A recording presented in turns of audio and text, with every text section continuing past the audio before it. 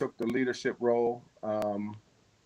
Then the biggest piece was Travis Hall. We drafted him. I think Travis might have been a fourth rounder. We drafted him. Okay.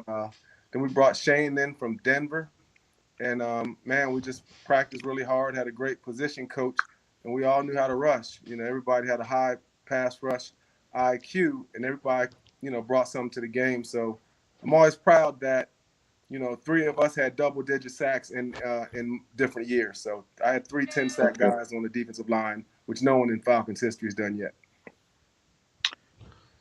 Whew. All right. I guess we're just gonna get to the meat and potatoes of everything. We're gonna get straight to what everybody's talking about now.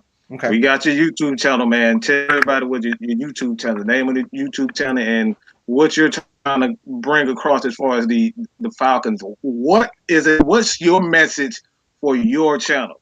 Because I know a lot of people kind of get trying to figure out what's really going on with Chuck. You said some controversial things, all right? We said some controversial things that a lot of people might not like. You know what I'm saying? Like, specifically Atlanta Falcons fans. Right. We're talking about Atlanta Falcons fans. Everybody who love you, like myself. Like I said, I grew up watching you, man. You and that bomb squad, the Atlanta Falcons reaching the Super Bowl, seeing you on the sidelines, hugging and falling on the ground. Like, what is it you're trying to get across as far as Falcons fans? What is it you want the Falcons to know about Chuck that we don't already know? That I'm always going to be real. That I'm always going to be a Falcon. That no one's put in as much work as I have from being a fan in the 70s, being a player, covering the Falcons as a sideline reporter, having multiple friends and guys I've trained on the team. So if Falcon fans don't recognize what my real contributions are to Atlanta Falcons in this city, and if my opinion as a person who's lived it, who carries it, who always wanted to be relevant below Jimmy Carter, that was my goal one day, to help as being the captain and the captain of the Super Bowl 33. That's what I want people to know, that I'm going to speak on Falcons whether you like it or not, because guess what? I love the Falcons, but I'm not going to sit here and act like everything is all hunky-dory. And basically what I'm saying is I'm not interested ever again in being a position coach in the NFL. So one of the things I want people to know is everything how it really works, in my opinion. Who is Chuck Smith? So I totally love the Falcon fans. But guess what? If my one opinion changed how they think about me, well, they hate everybody in the country then, because everybody has an opinion on every team. It's just part of the game, man. It's just part of the process, the culture of football, whereas people have a platform where they can say what they want to say. So again, everything I've ever done for the Falcons, you find me one person that's a follower out of the 30,000 people that have been in all those contexts, that have been there when Mike Vick got in trouble, that have been there when with the Too Legit to Quit guys, that have been there, no Steve Bartkowski. So at the end of the day, I played for June, Jerry, and Dan Reeves.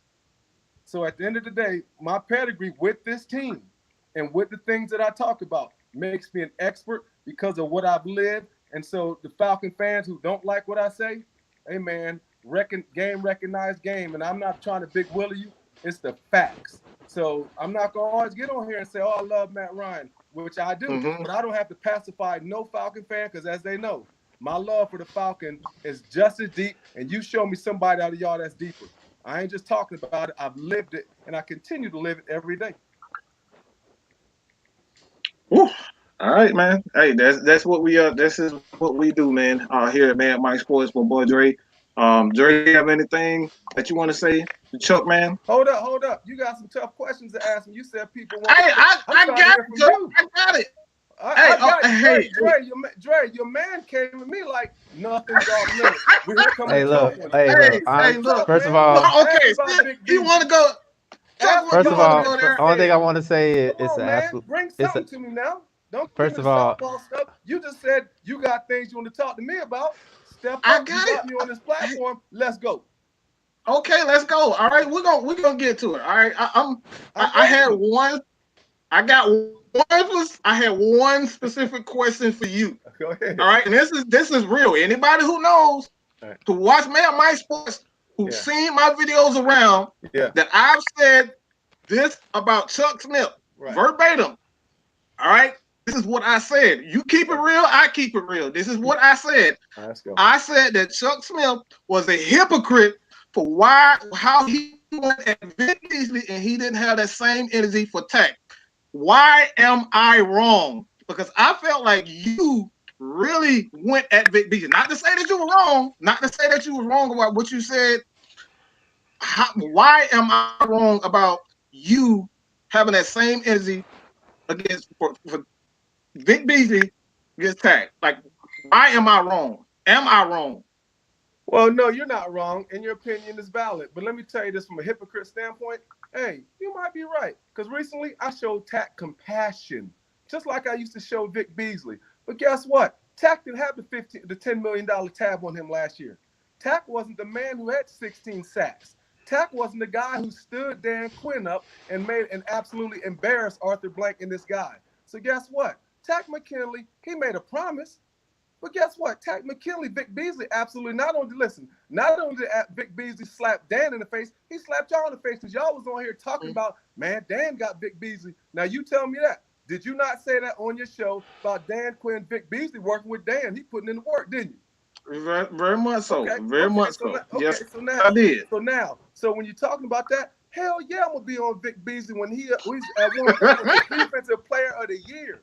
Tack McKinley. Hey, listen, hold on. You want to come to me? I got you information, bro. I got you. Go speak your piece. This is why we want it. This is why I wanted you on the show, man. Again, so the point is, Tack McKinley's expectations have never been Vic Beasley because he never got 16 sacks. So then, if you go back and listen, I said what on Falcons News Now? I said, matter of fact, throw Tack in there too. The whole nine. I've been saying for 2 months. I said specifically, Tack McKinley, you need to take that gorilla emoji off of there. I called his name out. So at the end of the day, hey, Vic Beasley, look, the bottom line is, man, Vic Beasley and Tack McKinley, they are connected at the hip. But guess what, Falcon fans? Guess what, big dog? Now, guess who inherits that pressure since you all on the Falcons, Vic and Tack? Guess what? Now Tack McKinley has inherited Vic Beasley's pressure. Dan Quinn is in the same situation because he brought in Charles Harris. Dan Quinn is in the same situation. Hold on. Guess what? Go ahead.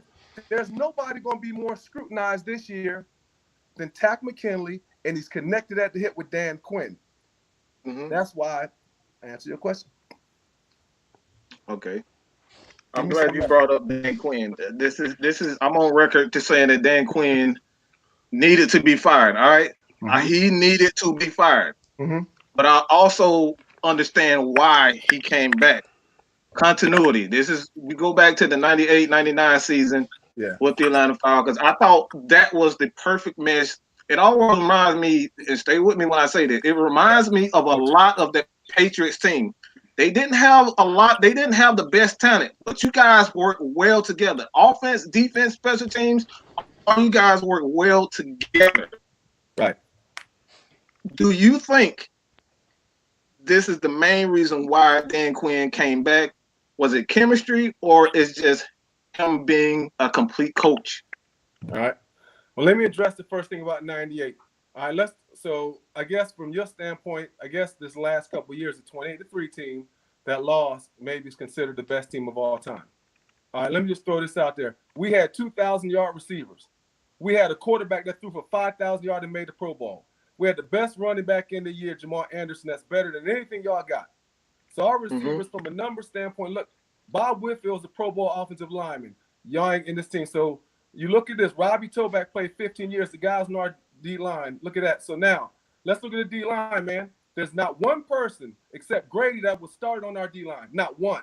Not one guy's in this era since John Abraham. Cornelius Bennett speaks for himself. There's nobody on this team right now that's better than Biscuit. Jesse Tubble's the greatest Falcon of all time.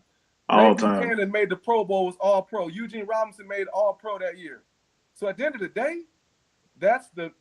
you have listened to Terrence Moore too much. Bro, we are the most talented.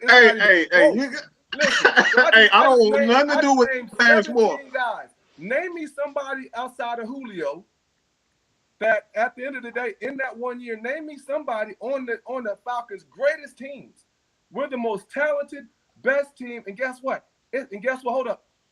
Oh, we had the greatest kicker of all time. I forgot Morton Anderson. And we also had I give you that. kicker, and we also had Tim Dwight, who was an alternate for the Pro Bowl. So at the end of the day, y'all, when you talk about the '98 team, it's easy to discredit us because everyone around here looks at us a workmanlike team. That's what the new regime has posted. Oh, they were workmanlike. No. We are beyond talented because it speaks for itself. I just told you, do the research. And nobody on that D-line said Grady will play.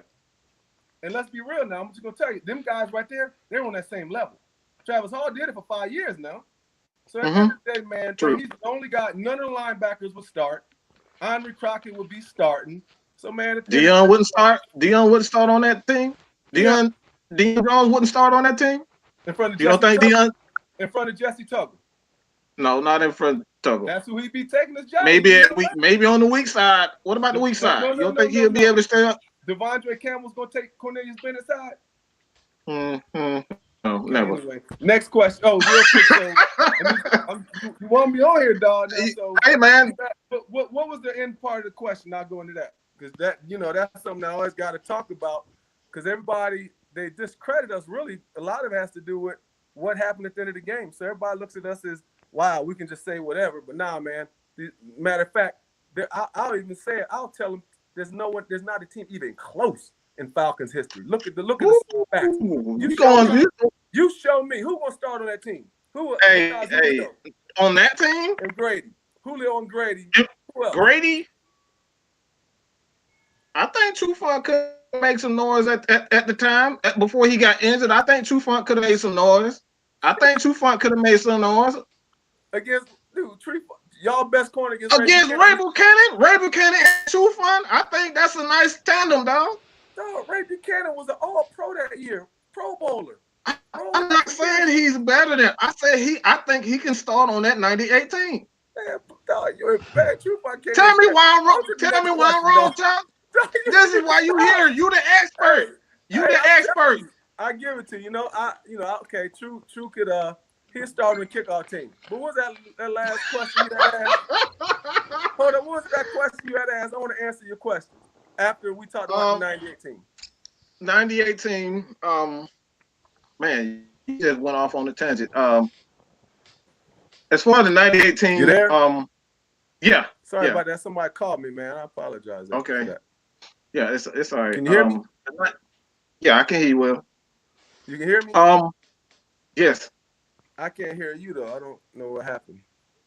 Somebody called me and it I can hear you. I can hear you loud and clear.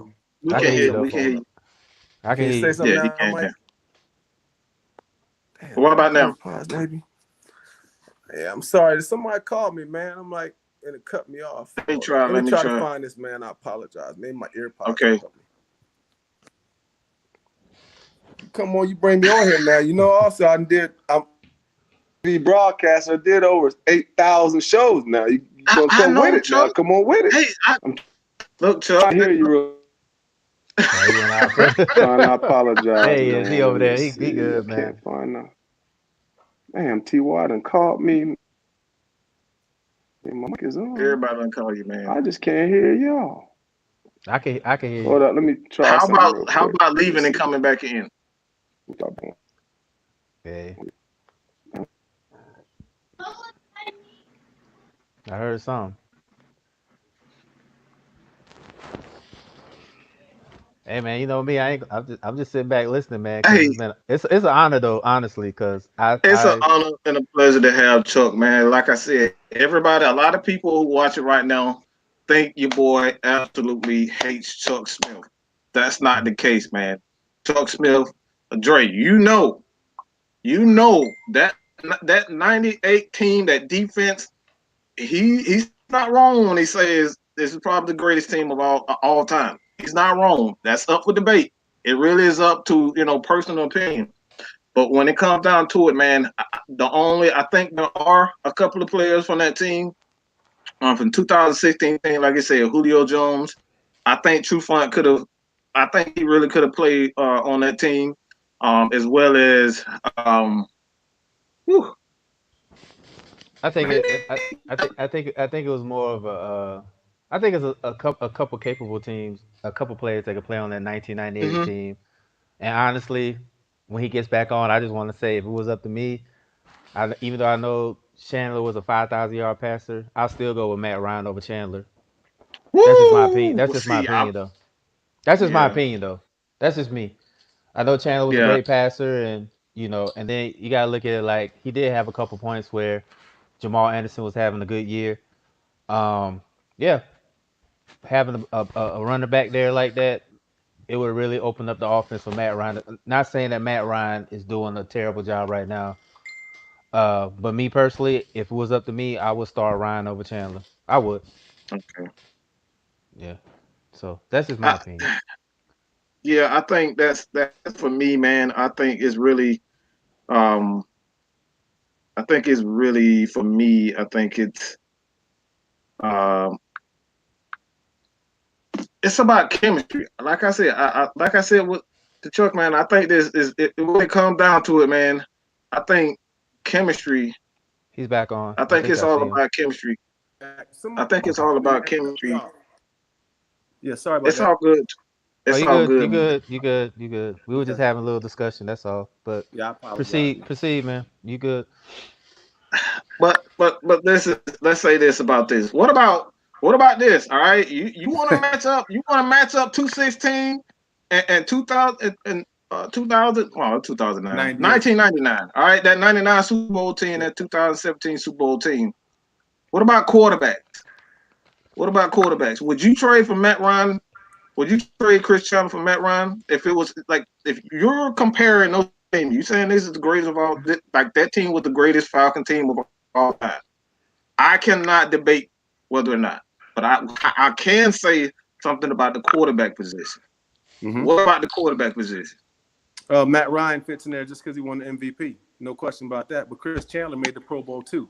So as you're looking at it from that standpoint, hey man, they're real close for that one season. Matt's obviously had the better career, and Matt, because he won the MVP, clearly makes the team. So I think that's like four guys. Hey Told you, man, man, look, Julio. But anyway, Can't you man, can't you that can't was go a great wrong with team. both. You can't go wrong with either one. But me personally, Nah, if it was up to me, I would start. I would nah. take Ryan over Chandler. That's just my opinion. I would take Ryan over Chandler. Well, yeah, that's a no-brainer. Nah, Yeah. I would too. Yeah. Mm-hmm. what about like I really got to get this. I really got to get this off of my chest, man. Got to say this about and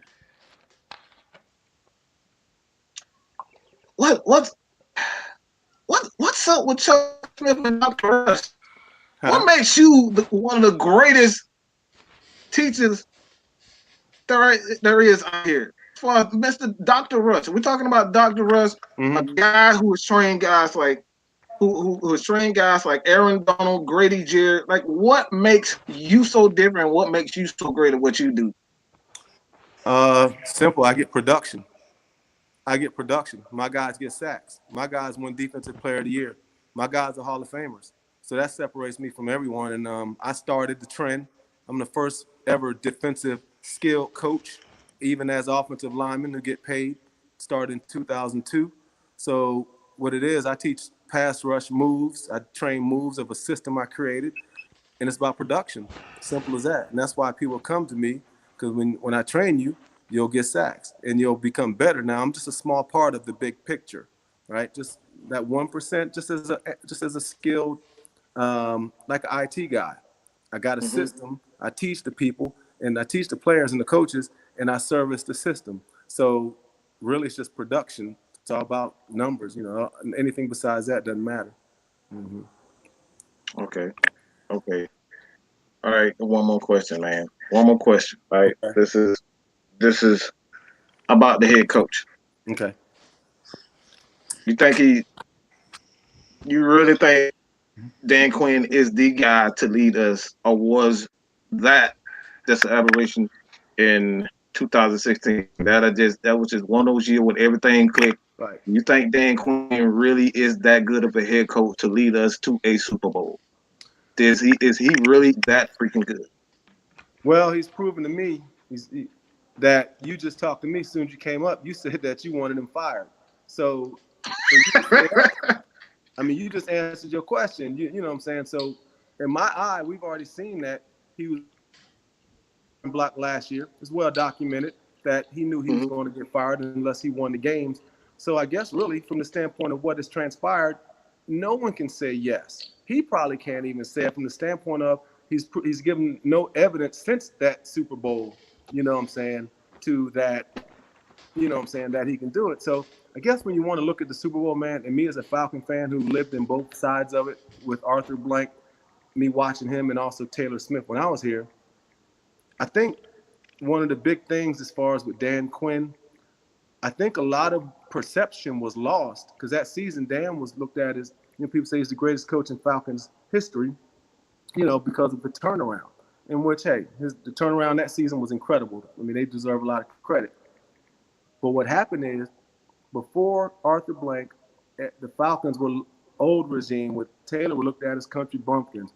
We're no good. We, didn't have the things they had. He's a better owner. That history is terrible, what we had, and they don't want to be associated with it.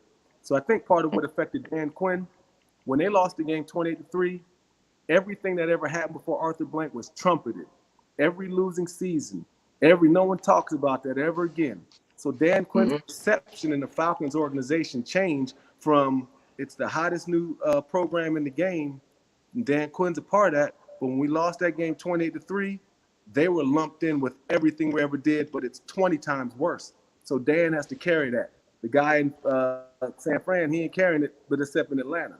So from Dan Quinn's standpoint, hey man, it's not a lot of people out here feeling sorry for Dan, but from my standpoint, I just think it has a lot to do with the players also making plays.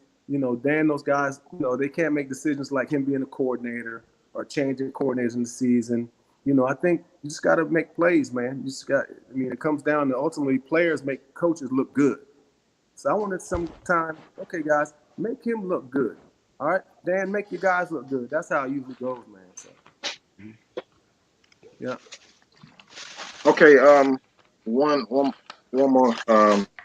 Dre wants to say something about one of his favorite players. Go ahead, Dre. Okay, got to get that out.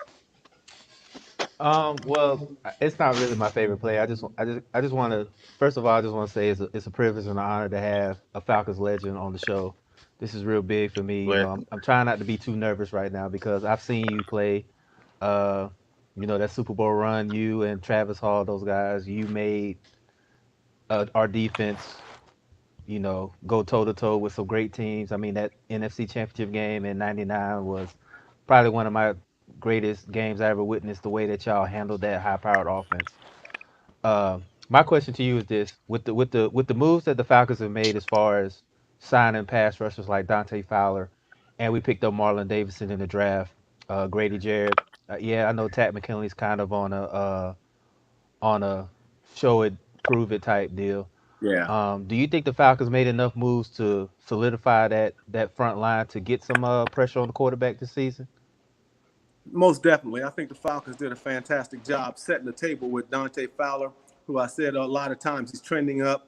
He has a signature move. Dante left Jacksonville. He left the Rams. He developed a signature move. He had the tutelage of Robert Quinn. He learned a lot also from Jacksonville from a few guys there. But I think Fowler's the one who set the table because I already know he's going to win one-on-ones. I mean, the Falcons, you guys are going to really love the guy. He can go. He's tough. He got that dog in him. And I think that also helps Grady from the standpoint of they can run games. The Falcons, he'll be more effective running two-man games. And I just think, Fowler was a great way to set the table. And I think it also sent the message, really, honestly, to the D-line, and particularly Tat. Hey, man, we're going to need you to step up. Davison, I think they got to steal where he's at. The guy can go. He can run. He's tough. And again, all this is college now. You got to show me. But watching him, he uses movement. He plays, like his hair is on fire. I think the Falcons were lucky to get him right there because I had him almost to the back of the first round. I think with those guys out there, I think part of the plan is they want to put Davison inside. They want Tack to hope he can develop to the outside, which anything can happen. And I think they're taking a flyer on Charles Harris. I'm very familiar with Charles, just more as a friend and knowing him. I trained him one day when he was at Missouri. Him and Marcus Golden are really good friends. So I was training Marcus. He was in the pros. And he's a good guy for the room. But I tell you this, man, he's got a shot, man. I mean, Charles got a lot of athletic ability, and sometimes change is really good. So I'm really expecting Charles to come in here and with his pride factor, really be successful. And I think from tax standpoint, it comes down for him and Charles are the same guy at the end of the day, same draft. They got to develop a move. You got to, man. That's what Fowler's here because he developed a move. Fowler would have been out the league probably at probably his 5th year if he didn't learn how to use a signature pass rush move. He uses moves, man. He got some juice, you know what I'm saying?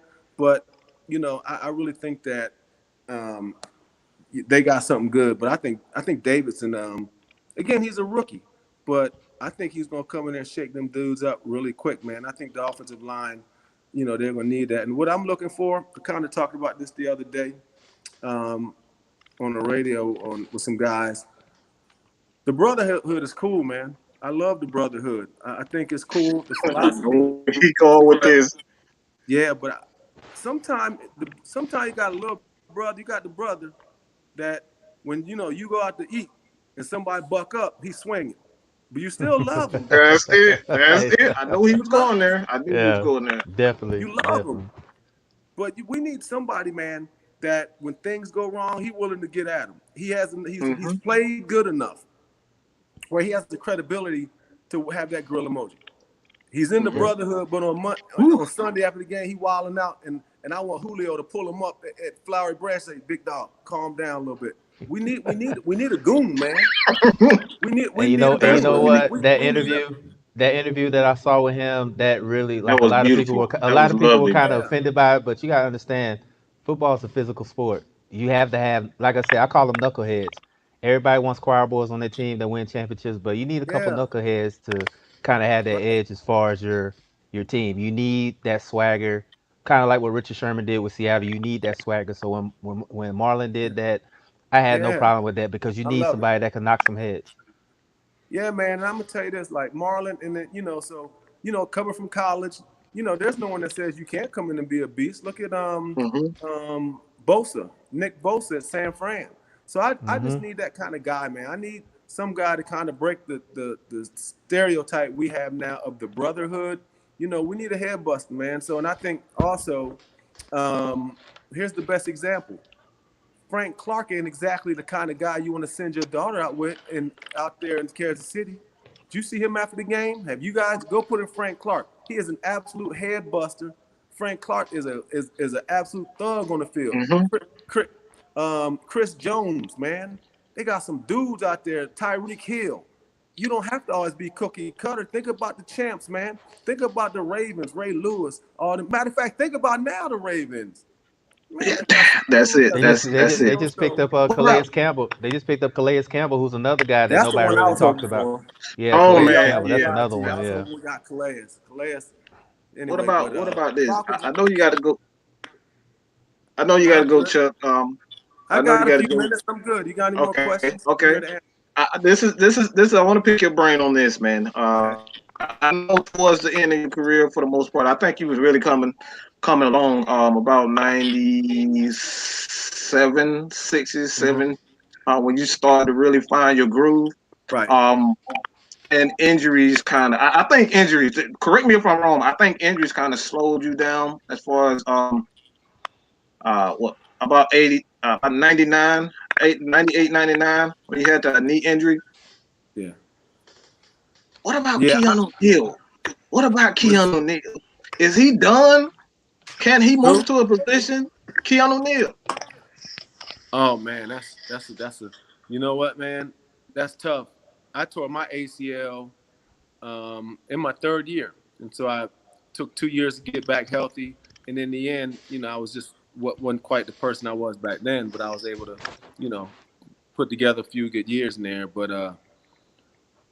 I'm going into the season. I love Keanu Neal, but if I'm evaluating, I'm going into the season like he's not there. I got to go into it, man. I'm not like he's not going to play again. I'm talking about for our team. So we expect him to play, but I'm not assuming that he's going to play because he's had 2 major injuries. And so it's going no more. And then you're going to have to keep, hold him back a little bit. But, man, I just tell you, I feel bad for him because he got 2 injuries really early. And he was, he's a Pro Bowler. He's at, that kind of safety. But I think, gosh, I mean, he's a guy I got a slow play, but as far as penciling him in and saying he's our guy for the whole season, they just need to be prepared for the sec. They need to be prepared if he's not ready. Yeah, Okay. that's why I think that's why we picked up that safety in the draft. So, but I do have one question for you, Chuck. I know you got to go. I got one question for you. I got some time, man. Y'all keep shooting. Okay. Okay, Okay. I just got one Hey question. man, we talking to the superstar, the legend right I'm here, man. telling you, No this is one like I think No, said, I'm this is the highlight of my day. I mean, I've been chilling, but when Mike came and hit me in my inbox saying a Falcons legend was gonna be on, and I had to go and get some woosah in because I didn't want to sound like a jackass, so I just wanted to get my woosah in. But with that being said, the NFC South is probably one of the best divisions in football with all the yeah, moves that's being made. Tom Brady's down in Tampa. Uh, Gronk is gonna be down there as well. We all know about the Saints with Drew Brees. Teddy Bridgewater is in Carolina right now. Do you think the Falcons have enough talent on our roster to challenge the Saints for the division? I know everybody talks about Tampa and rightfully so with Tom Brady, but do you think that the Falcons have enough talent to challenge for the division to be division champs? I think we got just as much talent, just as good a shot as any of them. Because when you look at all the teams, there are deficiencies there. But when you look at what we have, when everything's clicking, and hopefully all the coaching, everything with the coaching and the players stay healthy, Gronk, I don't even know why people talking about Gronk.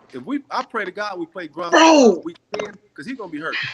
Yes, I've been saying that, Chuck. I've been saying the same thing, dog.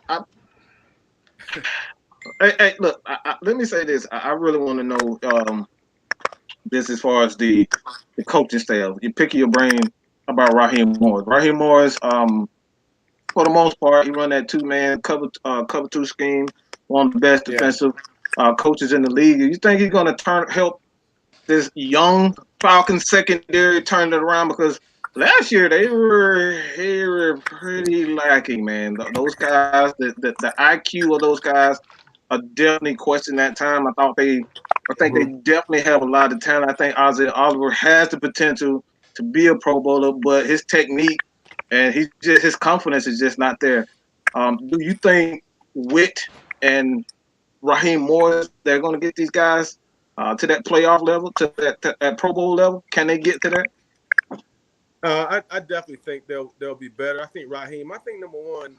I think starting out, man. The best thing is that DQ didn't make a decision like he did last year that was catastrophic when he was a coordinator. I think number one now is the cohesiveness, and Raheem can coach, man.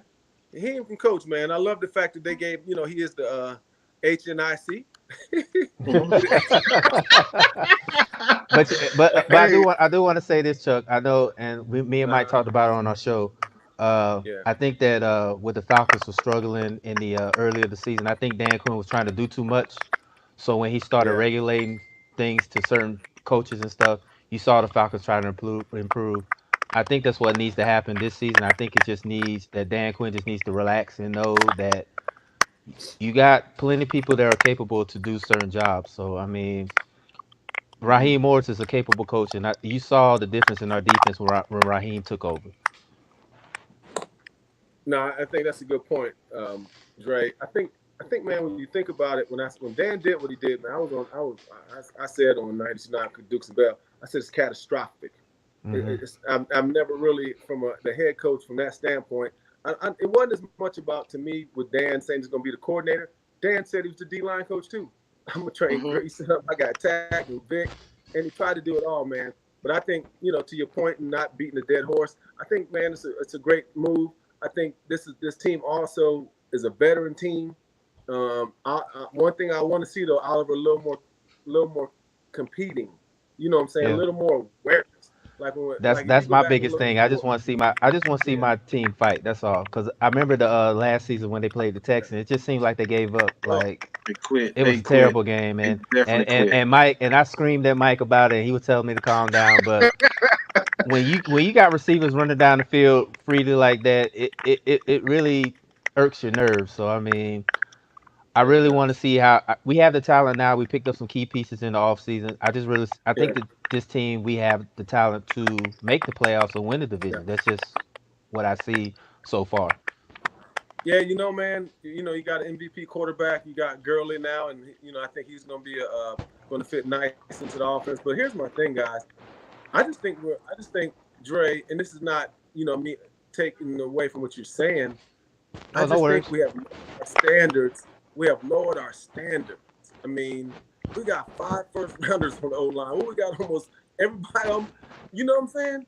So I think I'm it's right there. our I agree fans. with you. I totally agree. I think, like I told Mike, we Yeah, seriously underachieved last year with the talent we had. We yeah, seriously underachieved. And I know everybody talks about injuries, and rightfully so, is part of the game. But a lot of yeah. those teams we lost to, we were on paper, we were way more talented Way than they better. were.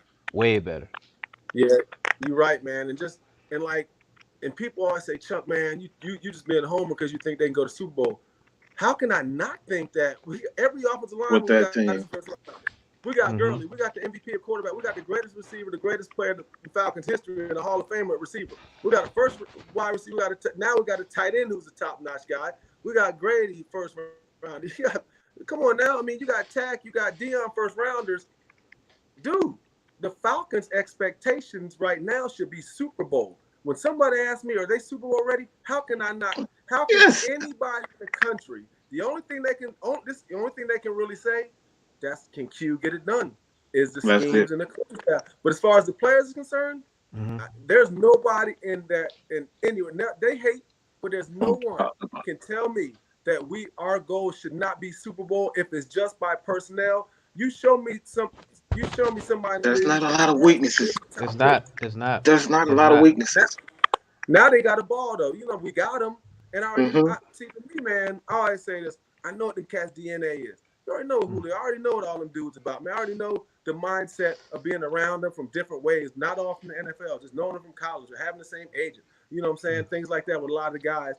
It's just, I just think the national media and other people have somewhat beat us down that we kind of concede that something wrong. But as far as Right. like what I just said, and I just want to give facts. We got so much. And you might can say they ain't no good. People can say that from not that aren't a part of this Falcon Nation. But from my Hmm. standpoint, when you look at what we got, you got Lindstrom, you got okay. McGarry gave up 13 sacks. But what about the other 500, the other 1,000 plays he played? Right. That's That's it. And rookie, man. So he was just the rookie too. So I mean, A rookie. Do you you see gonna the have to game that he had against one of the best games that I've ever seen a Falcons tackle was against him going against your boy Cam Jordan. That right there, he physically took it to him. yeah, he did. He took yeah. it to him. The second game, it was all experience. That's what it was. The You second gotta was earn all look. experience. And You gotta earn your stripes. I know Chuck understands as being a rookie coming up and playing in the league like the NFL. You gotta earn your stripes. So you Uh, gotta take the good with the bad, and then if you have a good game, you learn from it. You have a bad game, you learn from it as well. So I mean, the way and then even the Rams game I saw when he went against Thanos. I call him Thanos. He went against Aaron Donald. He held his own against man. Aaron Donald. I mean, Aaron Donald was still getting pressure, but he held his own against one of the great, Oh, to me, one of the greatest defensive tackles in football, right there, in yeah. Aaron Donald. So Well, it's being a rookie's hard, man. It was hard, man. My first 2 years, man, I ain't only thing hey man, I had better. My game worked better at Magic City, hell, than Chargers. That's what I feel. I didn't do anything. I mean, I was a special teamer, but it takes a couple years, man. My first couple years, I totally understand. The development part of being a pass rusher. It doesn't come fast for everybody, but eventually you got to produce. But I totally understand that rookie thing, man. It ain't like people think. You know what I'm saying? mhm. But like I said, McGarry gave up 13 sacks. But what about the other? How many plays he had, man? that's it. So Yeah, you got to give him a little bit of credit. Come on you now. gotta take the good with the bad. And Chuck, I do want to ask you a question because I do have a question from one of the people on my chat line. The pulse of the Okay, fan, cool. the pulse of the fan base right now. How do you feel about the pulse of the fan base going into this season? Um, I think the most of the fan base has gotten to be nervous. I think nervous excitement. I think the Falcons made it a little more exciting. They changed the uniforms. They got Hmm. Gurley. They got Fowler. So now there's optimism. But I think there's a nervousness because so far we haven't lived up to the expectation because we got such incredible personnel. And then I think partly also the things that everybody's been saying about the Saints. The Saints. So I think the national media has put so much emphasis on these teams, our Falcon Nation, we kind of undermine our own self, in my opinion, by, just because of the nervousness. And I think this is the biggest part. A lot, I'm not going to say most, there's a group of Falcon fans that absolutely Dan Quinn lost. And they would, unless Dan Quinn, wins big. There's nothing you can do about that. They're looking. So imagine the Falcon fans, we're going into the season already wondering, damn, how they look. If Dan, it's going to be what? If Dan come out 1-5, you know what I'm saying? So, and that's the scary part, because think about it like this. Arthur Blank gave this story life by keeping Dan, right? And I'm fine with it. Dan right. went in, and Dan won out. He did what he had to do, had a fantastic second half of the season. But Arthur Blank also changed the narrative of what the offseason would have been about. If they would have got a new coach, everybody's like, yeah, what we're going to be doing? But what happened is the nervousness comes because we got the same coach and the same thing that happened the last 2 years. But I tell the Falcon fans, man, this team, man, they got the right guys. I'm telling you, man. And my only thing is the schemes and guys staying healthy. And I need, again, y'all hear me say it the whole year, I need them gorilla emojis. I need to see about 22 gorilla emojis. All right. It ain't but I do have. Grady got one. Matt Ryan, Julio, but nah, I'm just playing though. But Chuck, I do have a question for you. If the Falcons fail to make the playoffs, is this Dan Quinn's final year if they don't make the playoffs? Well, from my standpoint, oh yeah, if they don't make the playoffs, yeah, definitely, man. To me, if the Falcons don't win the division, it's got to go. Gotta go. Yeah, you can't keep up with mediocrity. Saints ain't got no better roster than we got. Yeah, they don't, man. It's comparable. Again, so to me, if they don't make the playoffs, man, absolutely going. But to me, you got to win this division. So again, you got the right guys. Again, there'll be some matchup challenges against Tampa. You know what I'm saying? And that Tampa but the point is, let's stop acting like Tom Brady exactly killed that last game when he threw that interception. So Tom Brady's okay. He's just okay, man. He's not like. I swear. Tom Brady's not. Listen, man. Tom Brady's not better than our quarterback when you give him protection. But you'll never hear that because people hate on. It's just a. Well, you about to piss off a lot of Tampa folks. You about to piss off a lot of Tampa folks right now. Because I got a couple Tampa buddies right now. They firing off at the mouth right now. So yeah, they firing off at the mouth right now. Because yeah. I'm sure they are, man. I'm sure that when they get Gronk, they'll see Gronk sitting on the sideline about week 3 with that bad back. It's all boys. Listen, man, it's all about the hype, man. Gronk. Listen, man. Gronk like the camera like Donald Trump, man. Come on.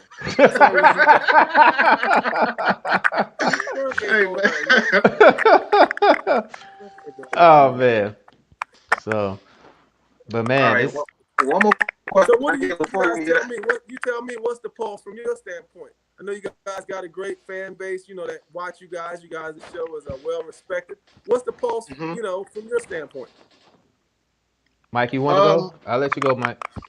Yeah, personally, man, I think this team is. I say this all the time. I think the Falcons team is I think this is one of, if not the most talented team, top to bottom. You running back position, you got Gurley, you have Ito Smith, Quadri Olison, Brian Hill. That's solid tandem right there. You got Matt Ryan. You got a backup. Something happened to Matt Ryan. Matt Schaub is capable.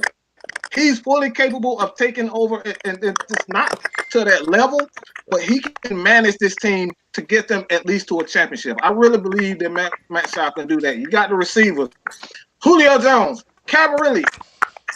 We're talking about Cabarelli. You got a young cat and Hunter Hurst. I don't want to say Hunter Hurst hamster, but Hunter. What is his name? Hunter Hurst. Whatever his name is, Hayden Hurst. Hayden Hurst. Yeah.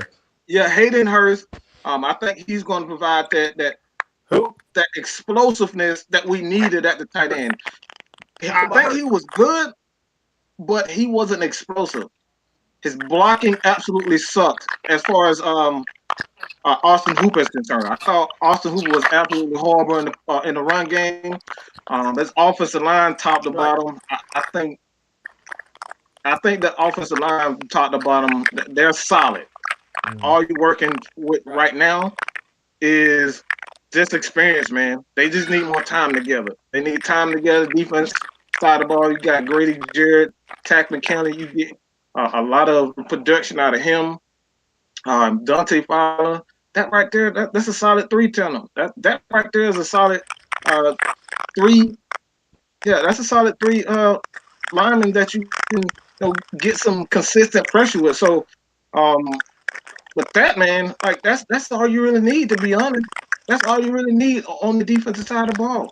3 pass rushers who can get to the quarterback consistently. A solid secondary. Deion Jones is Deion Jones. All he needs is just space to do what he does best. You give him space, he can run, he can make plays. You saw what he did at the end of the year against Tampa. All right, Deion Jones is it. Just let him do his Ray Lewis, and that's it. Get out of his way and let him make plays. So the Falcons roster, top to bottom, you can't tell me that this team isn't a Super Bowl team.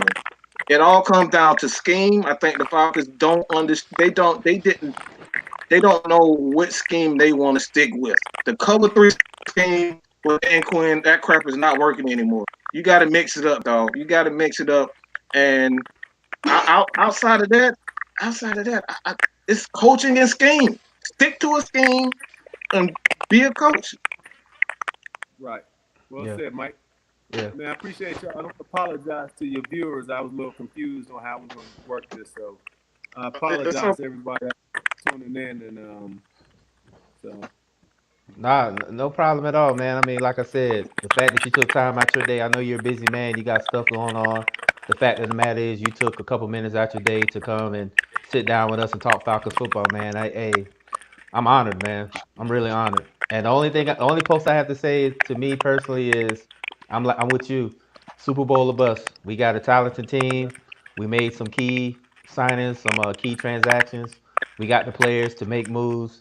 So even though Mike knows I criticize the Falcons as much as anybody else, but at the same time, I'm a ride for my team regardless. And I think that we have the talent to win the division, not only to win the division, but to win the conference and the Super Bowl. So I mean, I'm right there with you guys. So I'm ready. I'm ready for the season. Well, that's good, man. So, I'm going to ride with him too, man. But in my new platform, I'm absolutely about to keep it real. I'm absolutely going to keep it Plug it. town, I don't work for SB. I do shows there. I don't work for 929. I just CBS. But it's going to be one person in this town that's going to tell you as I see it, whether it's good, whether it's bad, and I'll tell you how to fix it. That's the difference in me. I'm going to tell you the good and the bad and what needs work and how we get it fixed. And that's going to be my opinion. So, I'm excited about, you guys. And anytime you need me, you know what I'm saying, Mad Mike, hey, and let it be known now. Hey, I was going in on you, Chuck. I'm not gonna lie, man. Hey, I'm gonna keep it real. I'm gonna keep it real with you. That's I had to get that out of the way because I know the people was they was gonna tell you about it. Hey, I was going at it. So, man, I appreciate you for joining the show, man. Tell the people again where to catch you and all your social media, all that, man. Yeah, absolutely. Well, my YouTube, my new YouTube, is Chuck Smith Training Systems. It's quite long. Chuck Smith Training Systems. Just getting it going a little bit. I haven't figured out a day to do a show. Still trying to tweak all that out. But I like this platform y'all got, man. I never seen this StreamYard. This is dope, man. I like it. Hey, I got you, man. No worries, man. And like I said, if you ever got time out your day, and you want to jump on and talk some Falcons football, man. I'm sure you and Mike got some rapport right now. You're more than welcome to come and hang out with us and talk Falcons football, man. It's an honor. Anytime, Trust me, it's an honor. You give me the time. I'm serious. Anytime you want to talk, if I got 5 minutes, it's not even that serious, Drake. Okay. So it's cool, man. I'm just a 50-year-old dude. who just speak, just enjoy talking football. But I don't look at myself like that, man. I'm from Athens, Georgia. Just highly blessed, man. NFL was Wait a minute. You from Athens? Why you didn't go to Athens, yes, man. why You you from didn't go, Athens. why you wasn't you didn't go to Georgia, did you? Why you didn't go to Georgia? Nah. Back Wait, when get at it. when I came out of high school, the Dogs wasn't in the championship business in the 90s and 92. Hey, I can't argue with that, dude. I can't argue with that. Man, and but nah, man, that's why. But nah, man, you had to look at it like that, Dre. I mean, I'm cool. Y'all hit me up. Mike, I'll give you my number because that would have been better when we was doing it. You could have hit me Right. like, you know what I'm saying? Because again, shoot, dog, when you hit me, shoot, man, I was riding in Kroger. I was right next to the cheese. Dog. I'm about to get cheese. I looked on there. And I was like, oh, I ain't have my notifications on there. I was like, I ain't give him the number. So, and then one of your listeners hit me up on Twitter, and I'm not sure who he is. But he was like, yeah, so you doing it like that? You supposed to be on that night. And then I realized, Mike, I was like, oh, wow, it was live. You know what I'm saying? Because I missed it anyway. I just, you know what I'm saying? Right. Just, because I didn't truly have, we kind of put it together last minute. Mm-hmm. But so, I'm in Kroger. So anyway, dude hit me like that. So I was like, bro, I told this one, he listened right now. And he listened. I said, hey, man. Until you take that emoji, that character off your Twitter, you can't talk to me until I see your face. So this is somebody you got a face, and you DM me, I'll talk to you, debate with you, or even tell you why I was late on Mike. But if you ain't got, I mean, I understand. Again, that's just my rule, Mike. You might have an emoji with, the dirty bird on there. You know what I'm saying? Dre, you might, but to me, from a correspondence standpoint, people that in my situation, man, that could be anybody. They don't know, you know what I'm saying? So Right. credibility is, if you got a Falcons hat on and you on there, but you got like a colorful cartoon emoji, so you got to talk to your boys. hey, Mike, you tell your boys they gonna hit me up, man. Have your face on it. Put your face on it, man. We got it, man. I got loyal, crazed, passionate Falcons fans, man. All right, they just want to get to know the Falcons player, man. The legends, the great. They don't really give us the time. We want to see y'all, man. We want to hear y'all, and I appreciate you for just taking the time out just to even answer the message, man. Like I said, this is just for the people, man. Everybody know what I do here. It's passionate. They don't want to respect us. The national media don't want to respect us here in Atlanta, man. So I got to do it. You got to do it. There's positive Atlanta Falcons football talk. So, man, I appreciate it. Definitely. I appreciate you for joining us, man. And again, man, we'll get back on it. And I'm gonna promote the hell out of your stuff. Believe that. I'm gonna help you get that. I'm gonna promote the hell out of it, so you don't have to worry about that. Definitely. So what I'm gonna do, yes, sir. I'm about to get on SteamYard. And I'm about to do what y'all doing, and now I'm gonna hit y'all. Hey, man. Hey, man.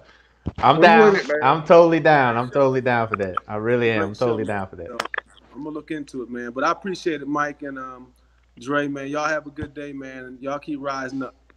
All right, yes, you too, man. Appreciate it. Rise up. You already know. All right. All right. Damn, man. Whew. All right. Now I can breathe. I can breathe a little bit. Hey, Dre. Hey, man. Look, I appreciate everybody for joining, man. Hey, this is the real Chuck Smith. This is Mad Mike Sports, man. This is all about Falcons football.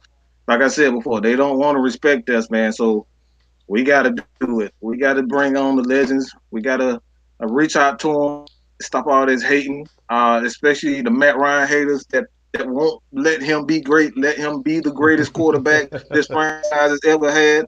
All right, that's period, point blank, and I don't give a damn what none of y'all say. The stats, the MVP, the appearance at Super Bowl 50.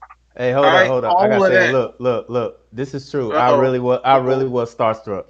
I really was. I was, because you gotta look at it like this.